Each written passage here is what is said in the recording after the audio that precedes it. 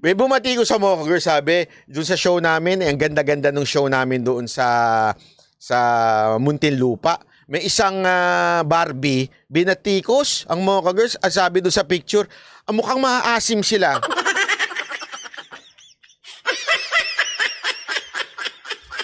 Hindi, totoo, mukha daw maaasim. Tapos nung tiningnan ko yung picture,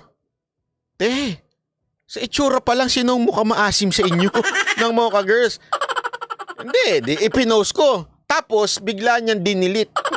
Delete ka ngayon. Diba? Bawal lang iyakin sa social media.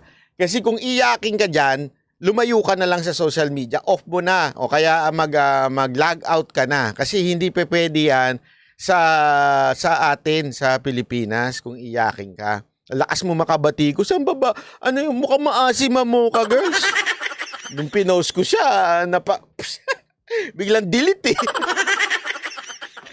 Kasi naman yung itsura niya, grabe naman. Kayo, tingnan nyo na lang kung ano itsura niya. Kayo magsabi kung sino mas mukha sa kanilang iyakin. Maasim. Kayo na lang magsabi. Hindi ko na sasabihin. Alam mo, number 1 yan. Alam nyo ba na number 1 ko requirement yan sa Mocha Girl? Siguraduhin nyo, kilikili nyo mabango kahit pawis. Pag inamoy ko yan, pag pawis yan, inamoy ko yan. At nako, yari kayo sa akin, tanggal kayo.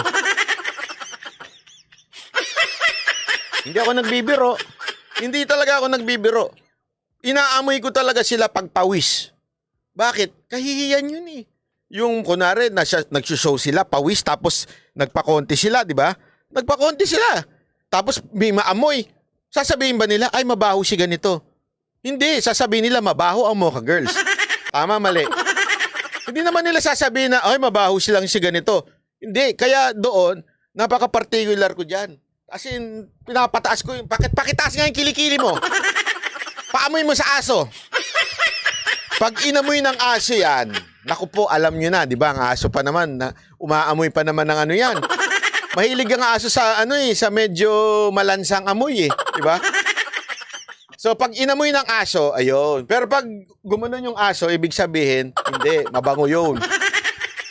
At inaantay ko alam mo, kaya requirement sa kanila, ang The Icon Clinic. Yun.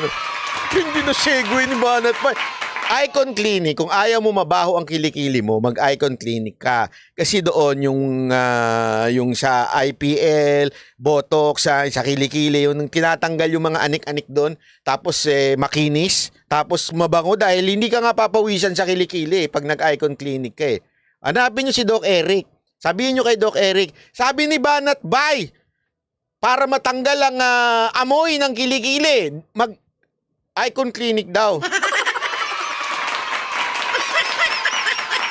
Sabi ni Jing Corpo, super bango ang Mocha Girls. So, kahit pawisan yan.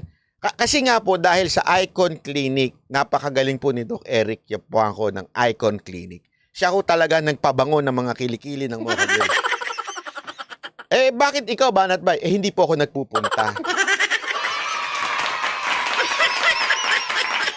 Ayokong ipakita sa kanila. Baka mamaya mag-resign yung mga nurse nila doon. Yung mga gumagawa doon, mag-resign. Sabi nila kay Doc Eric, ayaw namin ng ganitong trabaho,